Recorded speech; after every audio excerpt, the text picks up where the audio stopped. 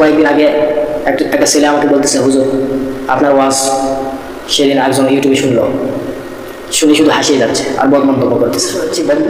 বদ মন্তব্য করতে পারে, এটা স্বাভাবিক। যখনই দেখবেন নিজেকে সফল হতে হলে, নিজেকে সফল মনে হচ্ছে কখন জানেন? যখন দেখবেন আপনার পিছনে, আপনি সফল হচ্ছেন, আপনার পিছনে আঙ্গুল দিচ্ছে শত্রু, বদ মন্তব্য করতেছে, তখন মনে করতে হবে যে আপনি সফল হচ্ছেন। আপনাকে নিয়ে বদ মন্তব্য করতেছে, তুচ্ছ মনে করতেছে, আপনার নামে গীবত করতেছে, তখন মনে করবেন আপনি সফলের দিকে এগোচ্ছেন। সে কি আপনি সফলের দিকে যাচ্ছেন, সে জাহান্নামের দিকে যাচ্ছে। কিভাবে? এটার দলিল হচ্ছে গীবত করতেছে, সে গীবত করতেছে। এই জন্য ভাই, দিনী ভাই, আমি আপনাকে বলতে চাই, আমি আব্দুল্লাহ অনেক মিয়াজি বলতে চাই, কে কি করলো, মিডিয়ায় কে কি বললো দেখার কোনো বিষয় নাই। আমি নিজে কি করলাম সেটা দেখো। আমি নিজে কি করলাম, অন্যের দোষ ধরা লাগে, নিজেকে 3 বার ভাববেন যে আমি তো দোষী। প্রকৃত মানুষ ওই মানুষ যে নিজের দোষ খোঁজে, অন্যের দোষ খোঁজে না, অন্যকে নিয়ে মন্তব্য করে না, অন্যকে নিয়ে গীবত করে না। সে নিজেকে নিয়ে গবেষণা করে যে আমি তো গুনাহগার।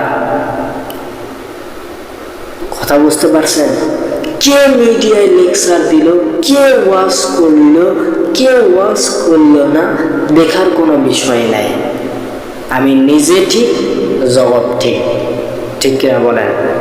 কথায় আছে না, নিজে ভালো জগৎ ভালো, নিজে ভালো জগৎ ভালো। এই জন্য আমার ভাইরা, নিজে কতটুকু আমল করতে পারলাম, কতটুকু নেক আমল করতে পারলাম, গুনাহ থেকে বাঁচতে পারলাম, এটা নিজেকে নিয়ে গবেষণা করবেন। বিয়েটা কি কঠিন হয়েছে, জেনাটা সহজ হয়েছে।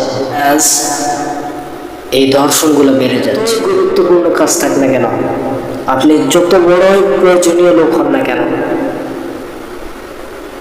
নামাজি ব্যক্তির সামনে দিয়ে অতিক্রম করা যাবে না। নামাজি ব্যক্তির সামনে দিয়ে অতিক্রম করা যাবে না। ছেলেমেয়ে যাদের আছে, যাদের ছেলেমেয়ে যাদের রয়েছে, আমি তাদেরকে বলতে চাই, আল্লাহ রাসূল সাল্লাল্লাহু আলাইহি ওয়াসাল্লাম বলেছেন যে যাদের ছেলেমেয়ে রয়েছে, উপযুক্ত বয়স হয়েছে, বিবাহের উপযুক্ত বয়স হয়েছে, উপযুক্ত বিবাহের বয়স হয়ে গেলে দ্রুত বিয়েটা করে ফেলবেন।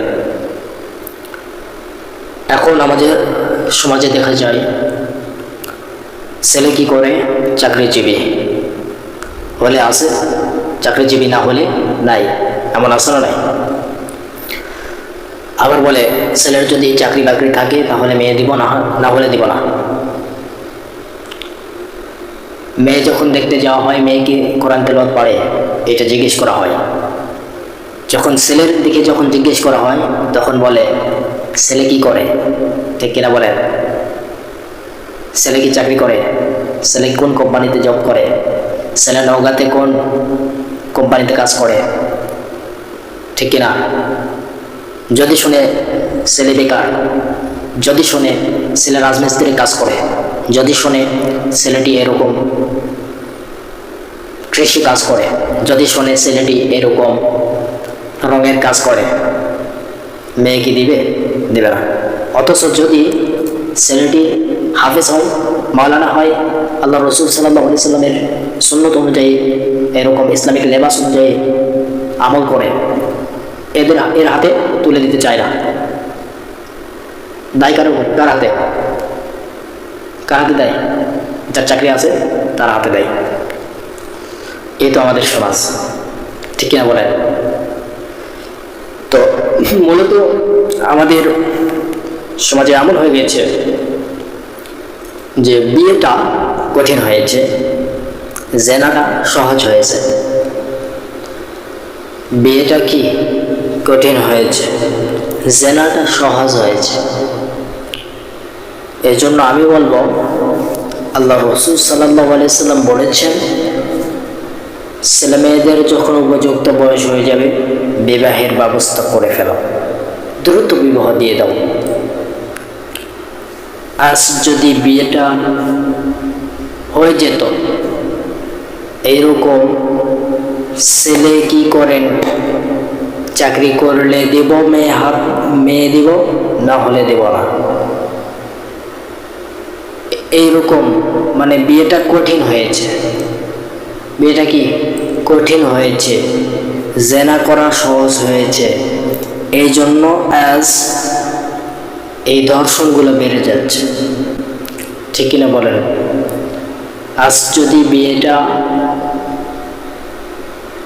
দিয়ে দিত, বিয়েটা হতো সহজে, জেনাটা কমে যেত। আজ সমাজে জেনা বাড়ার কারণ কি? বিয়েটা কঠিন। এই জন্য আল্লাহ রাসূল সাল্লাল্লাহু আলাইহি সাল্লাম বলেছেন যে তোমাদের ছেলে সন্তান মেয়ে সন্তান যাদের রয়েছে, উপযুক্ত যখন বিবাহের বয়স হয়ে যাবে তখন বিয়েটা দিয়ে দাও।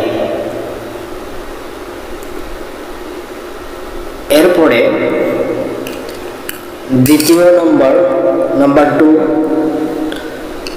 জানাজা। মানুষ মারা গেলে ওই মানুষকে তাড়াতাড়ি দ্রুত কবর দিয়ে দাও, দাফন কাফন করে ফেলো, দেরি করো না, দ্রুত তার দাফন কাফন সেরে ফেলো, দ্রুত। আমাদের সমাজে কি হয়, আমার ছেলে ঢাকাতে আছে, ছেলে আসলে দাফন কাফন হবে, এর আগে নয়। বলে কি বলে না? অবশ্যই বলে। তো আল্লাহ রাসূল সাল্লাল্লাহু আলাইহি সাল্লামের হাদিস যে কোনো মানুষ যখন মারা যাবে দ্রুত জানাজা দাফন কাফন করে দ্রুত সেরে ফেলতে হবে, দেরি করা যাবে না। কথা বুঝতে পারছেন?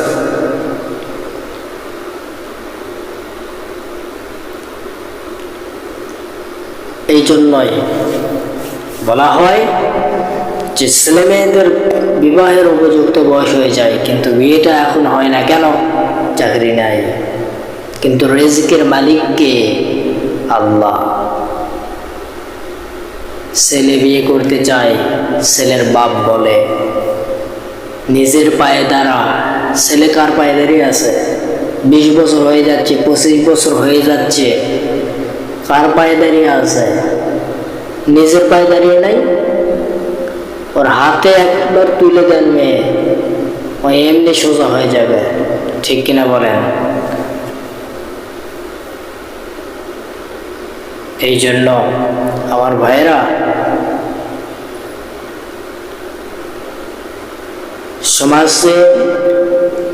সমাজে বিয়েটা কঠিন, জেনা করাটা সহজ। হচ্ছে কি হচ্ছে না? অবশ্যই হচ্ছে। এই জন্য বিয়েটা সহজ করেন, দেখবেন আস্তে আস্তে ধর্ষণ এগুলো কমে যাচ্ছে ইনশাআল্লাহ।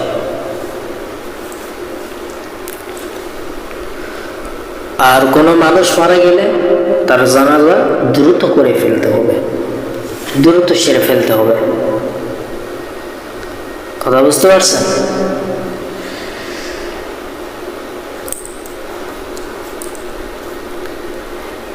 আমরা এখন আরেকটি হাদিসে আসি। হাদিসটা বলার আগে একটু উদাহরণ দিই আমি। অনেকে আছে যে নামাজি ব্যক্তির সামনে দিয়ে অতিক্রম করে, অথচ সে জানেও না যে নামাজি ব্যক্তির সামনে দিয়ে গেলে কত বড় গুনাহ। এটা যদি সে জানতো, সে বুঝতে পারত। এখন আল্লাহ রাসূল সাল্লাল্লাহু আলাইহি ওয়াসাল্লাম বলছেন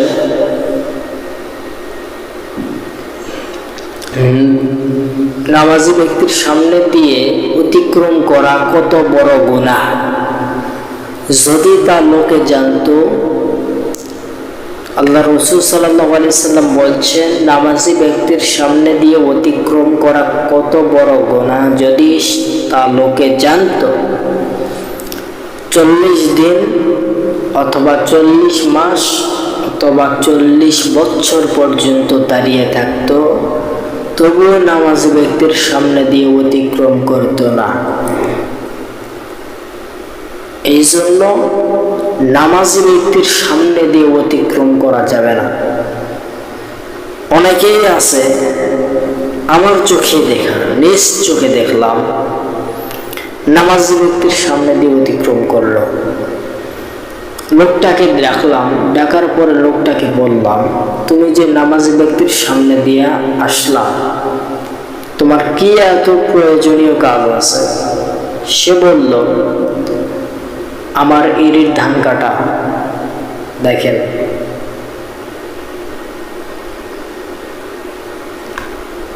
যতই গুরুত্বপূর্ণ কাজ থাক না কেন, আপনি যত বড়ই প্রয়োজনীয় লোক হন না কেন, নামাজি ব্যক্তির সামনে দিয়ে অতিক্রম করা যাবে না। নামাজি ব্যক্তির সামনে দিয়ে অতিক্রম করা যাবে না। আজকের এই দ্বিতীয় পর্বে থাকবে যে নামাজি ব্যক্তির সামনে দিয়ে অতিক্রম করা যাবে না। আমরা আজ বুঝি না, নামাজি ব্যক্তির সামনে দিয়ে চলে যায়, ডাউ পড়ে যায়, আছে না নাই? বহু আছে। এই জন্য আমার ভাইরা, আমাদের শিক্ষণীয় বিষয় অনেক আছে, বোঝার অনেক আছে, বোঝার শেষ নাই। নামাজি ব্যক্তির সামনে দিয়ে অতিক্রম করা যাবে না। কথা বুঝতে পারছেন? আরেকটি বিষয় আছে, গীবত করে কি করে না? অবশ্যই করে। আজ সমাজে গীবত ভরে গেছে, পরনিন্দা ভরে গেছে। এই গীবতের কারণে মানুষ জাহান্নামে বেশি বেশি যাবে। তার জবান জবান জবান, যে জবান দিয়ে গীবত করতেছে, এই জবানের কারণে মানুষ জাহান্নামে চলে যাবে, রেহাই পাবে না। আজ মিডিয়ায় রেকর্ড হচ্ছে,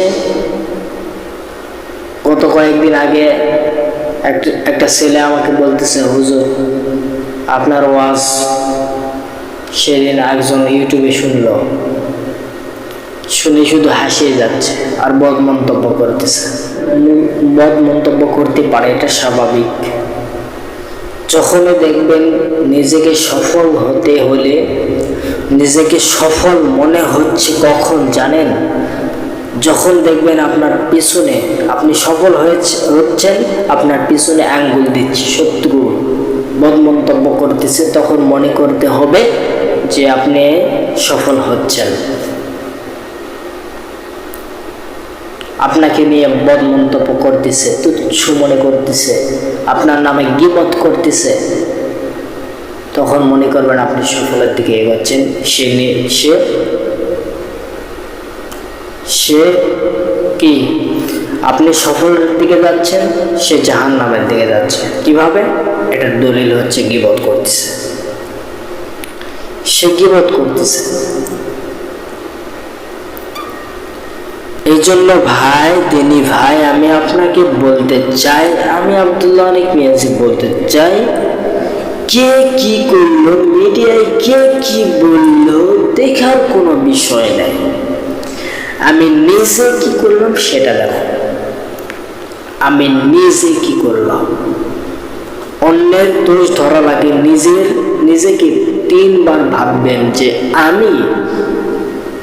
আমি তো দোষী। প্রকৃত মানুষ ওই মানুষ যে নিজের দোষ খোঁজে, অন্যের দোষ খোঁজে না, অন্যকে নিয়ে মন্তব্য করে না, অন্যকে নিয়ে গীবত করে না। সে নিজেকে নিয়ে গবেষণা করে যে আমি তো গুনাহগার। কথা বুঝতে পারছেন? কে মিডিয়ায় লেকচার দিল, কে ওয়াজ করলো, কে ওয়াজ করলো না, দেখার কোনো বিষয় নাই।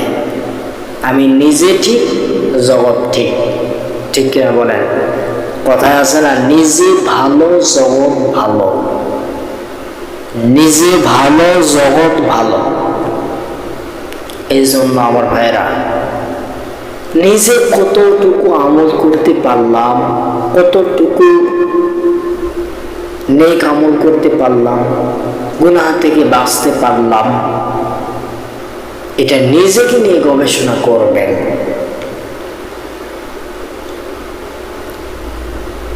আল্লাহ বলতেছেন তুমি তোমার নিজেরটা দিয়ে তুমি দেখো, নিজের দিকে তাকাও, তুমি অন্যের দিকে তাকাও না। অন্যের দিকে তাকানোর দরকার আমার।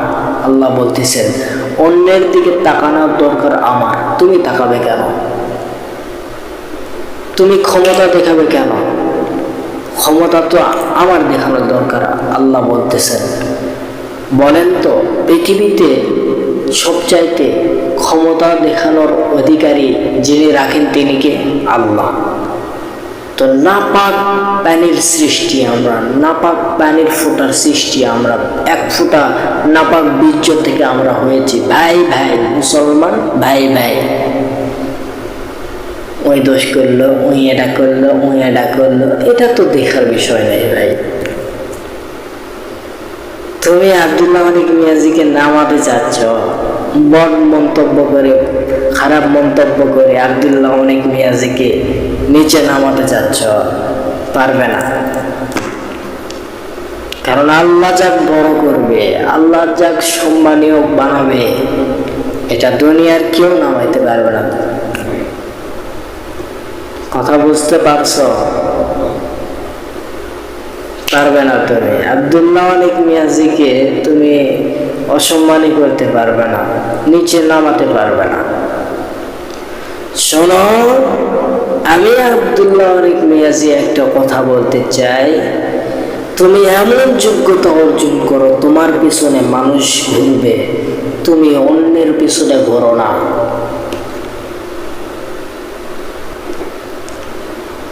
কারণ এরা আমার কাছে আসবে, আমি কেন এদের কাছে যাব? ঠিক কিনা বলেন? এই জন্য নিজেকে এমন ভাবে প্রস্তুত করো, মানুষ আসবে, তুমি যাবে কেন? মানুষ আসবে তোমার কাছে তোমার খোঁজ খবর নিতে, তুমি যাবে কেন? এমন যোগ্যতা অর্জন করো। তবে এমন যোগ্যতা অর্জন করো না যে যোগ্যতার কারণে এরকম মানুষের পিছনে পিছনে ছোটাছুটি করা লাগতেছে। নেতার সাথে ছবি তুলতে গিয়া এরকম রিকোয়েস্ট করতেই থাকা লাগে। কেন? তুমি নিজে নেতা হয়ে দেখাও, তুমি নিজে নেতা হয়ে দেখাও। আমার এলাকার হাফেজদের আমি টাইম দেই না, ওদের কোনো টাইম নেই আমার কাছে, মাথায় রাখো।